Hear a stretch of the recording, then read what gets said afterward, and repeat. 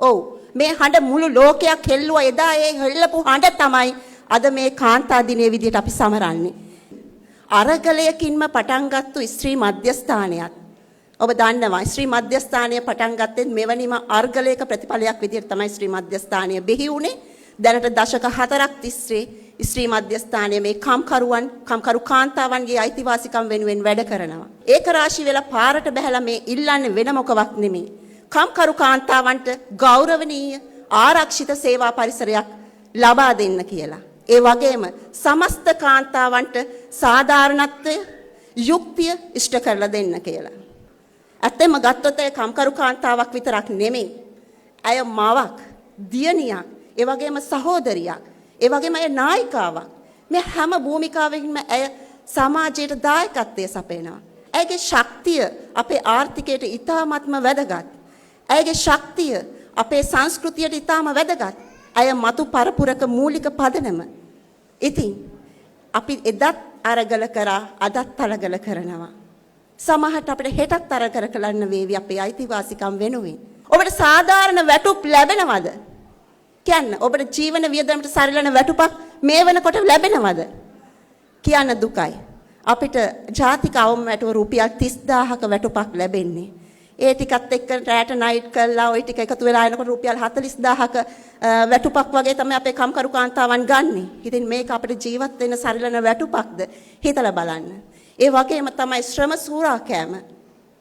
මම කොග්ගල නිදහස් වෙනද කලාපය ගැන කතා කරනකොට එක්තරා නිදහස් වෙනද කලාපයේ එක්තරා ප්‍රධාන පෙළේ ආයතනයක කම්කරුවන්ගේ ශ්‍රම සූරා කෑම ගැන කතා කරොත් අද උදේ වැඩට යන කම්කරුව හවස වැඩ ඇරිලෙනවා කියලා තමයි ගෙදර වැඩට එන්නේ.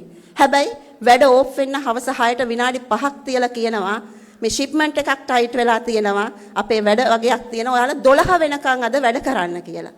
ඉතින් මේ කම්කරුවන් රෑ 12 වැඩ කරලා ඕෆ් වෙලා යන්න හදනකොට කියනවා නෑ මේ වැඩ ටික තවම ඉවර නෑ. අපිට රෑ උදේ එළි වෙනකන් ඔයාලා මේ වැඩ ටික කරන්න කියලා. ඒ ආයතනයේ ෆැක්ටරියේ මේ ළමයි මෙතන ඇවිත් ඉන්නවා. උදේ වෙනකනුත් වැඩ කරලා ඕෆ් වෙන්න හදනකොට කියනවා නෑ. තව ටිකක් තියෙනවා මේ ෂිප්මන්ට් එක ටයිට්.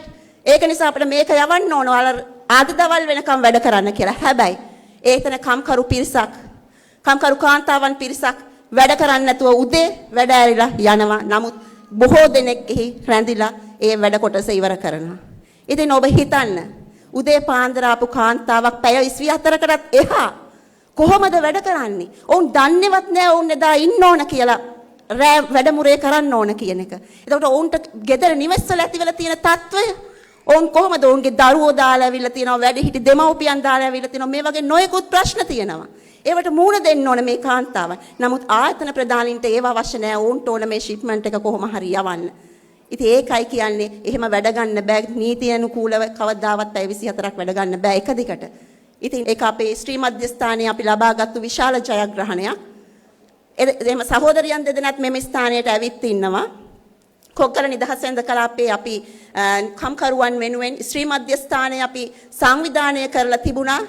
ස්ත්‍රී පුරුෂ සමාජභාවය සමානාත්මතාවය සහ හිංසනය සම්බන්ධ වැඩමුළුවක්. ඒ වැඩමුළුව සඳහා අපේ කම්කරු කාන්තාවන් පැමිණෙන්න සූදානමින් හිටියා ඉරිද දවසේ. ඉතින් ඒ සඳහා ඉන්නකොට සෙනසුරාදා වැඩට ගියාම අපේ කම්කරු කාන්තාවන් දෙදෙනෙක්ගෙන් ආයතන කළමනාකාර සහ මානව සම්පත් කළමනාකාර තුමිය මානව සම්පත් අංශයට කැඳවලා අහලා තිනවල හෙට කොහාටද යන්න ඉන්නේ කියලා. ඊට පස්සේ ඕන් කියලා තියෙනවා අපි ස්ත්‍රී මධ්‍යස්ථානයේ වැඩසටහනකට යන්න තියෙන්නේ නෑ. ඔයාලා යන්නේ වෘත්තීය සමිතියක් හදන්න. ඔයාලා මේ යන්නේ කම්කරුවෝ 7-800කගේ රැකියාවල් අහිමි කරන්න. ඔයාලට එහෙම කරන්න දෙන්න බෑ. මේ වෘත්තීය සමිති හදන්න දෙන්න බෑ. ඔයාලා දැනුවත් වෙන්න බෑ. ඒ නිසා ඔයාලා වහාම ওই දෙන්න මේ රැකියාවෙන් ඉවත් වෙලා යන්න. නමුත් මේ කම්කරුවෝ දෙන්න කියලා තියෙනවා නෑ අපිට මේක අත්‍යවශ්‍ය අපේ රැකියාව අපි රැකියාවෙන් ඉවත් වෙන්න කැමති නෑ. අපි කැමැත්තෙන් අයින් වෙන්නේ නෑ කියලා. නමුත් මොවුන් උදේ 9 සිට හවස 5 දක්වා ඉතාමත්ම අමානුෂීය ලෙස පහත් ලෙස ඔවුන්ට කතා කරමින් ඔවුන්ව පීඩාවටපත් කරමින් ඔවුන් කියන විදියට රැකියාවෙන් මම කැමැත්තෙන් අස්වෙනවා කියන ලිපිය ලියා දෙන්න කියලා තියෙනවා. නැත්නම් අපි ඔයාලව මත්ද්‍රව්‍ය දාලා පොලිසියට අල්ලලා දෙනවා කියලා තර්ජනය කරලා තියෙනවා. මේ තර්ජනයන් සහ මේවට මේ ඉවස ගන්න බැරුව ඒ කම්කරුව දෙන පීඩණයටපත් වෙලා කැමැත්තෙන් අස්වෙනවා කියන ලිපිය අකමැත්තෙන් ලියලා ඇවිත් ශ්‍රී මධ්‍යස්ථානයට ඇවිත් කිව්වා අපි රැකියාවෙන් ඉවත් උනේ කැමැත්තෙන් නෙමෙයි. අපි ඒ තත්වයටපත් කරා. ඒ නිසා අපිට නැවත රැකියාව ඕන.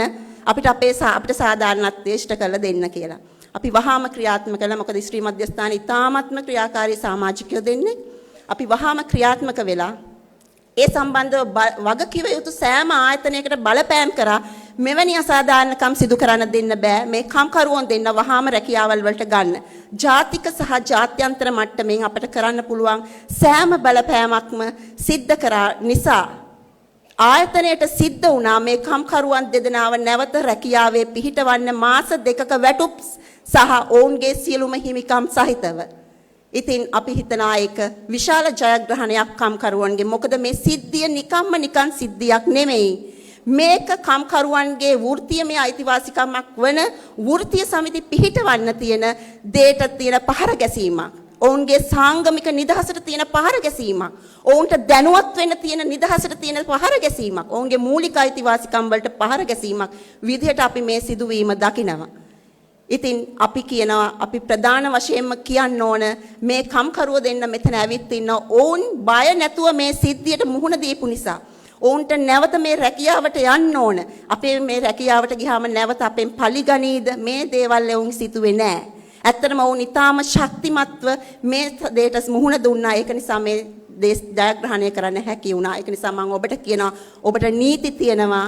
ඔබට අයිතිවාසිකම් තියෙනවා. ඒ වෙනුවෙන් පෙනී ඉන්න කොයිම වෙලාවකවත් බය වෙන්න එපා. C190 කියන එක අපර අනුමත කරලා තියෙනවා. නමුත් ඒක නීතිගත කරලා නැහැ, නීති සම්පාදනය කරලා නැහැ. ඉතින් නීති සම්පාදනය කළා මේක නීතිගත කරන්න. එතකොට මේ කම්කරුවන්ට මේ කර්මාන්ත ශාලාවල තියෙන ප්‍රශ්නවලට අවම කරගන්න පුළුවන්. ඔවුන්ට වැඩ පරිසරයේ තියෙන ප්‍රශ්නවලට ඔවුන්ට ගෞරවනීය සේවා පරිසරයක් ලබා ගන්න පුළුවන් මේ C190 කියන එක නීතිගත කරොත්. ඒක අපි රජයට මේ වෙලාවේ බලපෑම් කරනවා මේක නීතිගත කරන්න කියලා. ඒ 2026 කාන්තා දිනේදී අපි සියලුම කාන්තාවන්ට අයිතිවාසිකම් යුක්තිය සහ බලගැන්වීම් සහතික කරන ලෝකයක් ගොඩනගන්න පෙරට යමු කියන ඉල්ලීමත් කරමින් ශ්‍රී මධ්‍යස්ථානයට ජය වේවා, කම්කරු ස්ත්‍රීන්ට ජය වේවා කියන ප්‍රාර්ථනාවත් ඇතුව මගේ කතාව අවසන් කරනවා. ස්තුතියි.